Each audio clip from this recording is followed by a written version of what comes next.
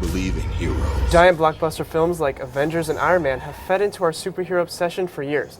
Now Marvel Comics is about to relaunch their whole universe this fall.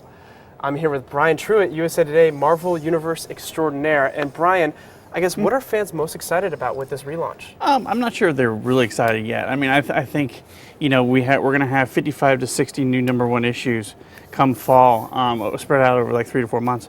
So, I mean, what they're going to get is they're going to get their old favorites, new characters, new versions of old favorites. So there's a little bit of something for everyone, I think. And that's what they're trying to go for. They're trying to appeal to hardcore readers, but also, you know, new readers that watch the film but don't read the comics yet. Yeah, and the relaunch will, of course, have classic superheroes like your Spider-Man, Iron Man, and Wolverine. I guess, how are they going to get these new look, new feel for these classic superheroes that we come to love? Well, there's going to be a new Hulk. We don't know who that is yet. It's going to be controversial. There's going to be a new Wolverine. We don't know if it's the old Wolverine, who's currently dead, or a new Wolverine. And so even Spider-Man. I mean, there's a lot of different. There's Peter Parker Spider-Man. Then there's Miles Morales Spider-Man from another universe. Then there's Spider-Gwen, which is Gwen Stacy's Spider-Man from another universe. So there's a lot of. It's what they do is they take these archetypes that have worked so well since the '60s, and they just kind of repackage them in different ways. Yeah, and Marvel, and you mentioned it earlier, they really have exploded on the big screen over the past decade or so, and it really brought to life characters like Agent Coulson, Vision, Ant-Man.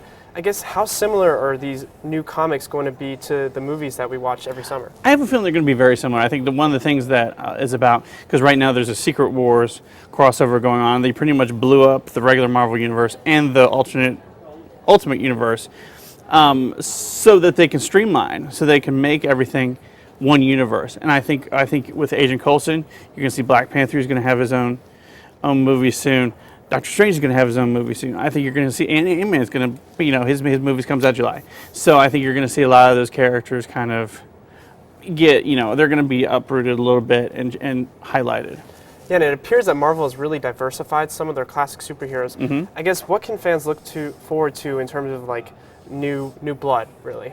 I think you're going to see a lot of it. I think when they announced the female Thor last year, then, you know, they announced it on The View, and everybody's like, whatever. They put it on The View, but it's actually worked. I mean, kind of the first issue of that sold 3 times better than the former Thor, with the dude Thor starring. Chris Hemsworth, you know. Yeah. So people apparently like the woman. Exactly. So that's worked. So you're going to have a lot more things like that. You have Sam Wilson, who's an African American superhero, who's now Captain America. I think you're going to see a lot more of that. You're going to see a lot more diversity, like Miss Marvel, who's a Muslim teenager from Jersey City. You're going to see a lot of that, I think.